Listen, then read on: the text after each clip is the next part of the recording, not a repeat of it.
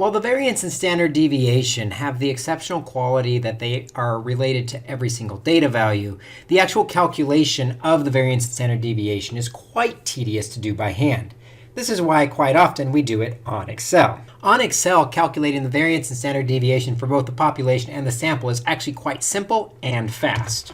The data set that we were working with in the previous video was 3, 5, 6, 6, 7. If we wanted to find the variance of this sample, in Excel, I just have to type in the equals var for variance, .s, so it knows it's a sample, open a parentheses, and select the data values.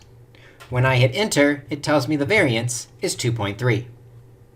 If we want the standard deviation, we can either take the square root of that 2.3 or get the standard deviation directly by typing in stdev.s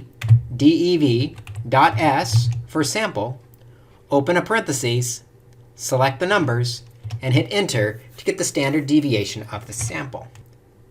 In a very similar way, we can find the values for the population by just changing the .s to a .p to represent the population. So if my data was a population, I could type in equals var.p for population variance, select the data after opening the parentheses, and hit enter to find the population variance is 1.84. Similarly, for the standard deviation of the population, we can hit equals stdev.p for population, open a parentheses, select the data values, and hit enter to get the population standard deviation of about 1.36. It is highly recommended when finding the variance or the standard deviation for either the population or the sample that you're using Excel to do the calculations for you, because it's a lot quicker and reduces the possibility of an arithmetic error.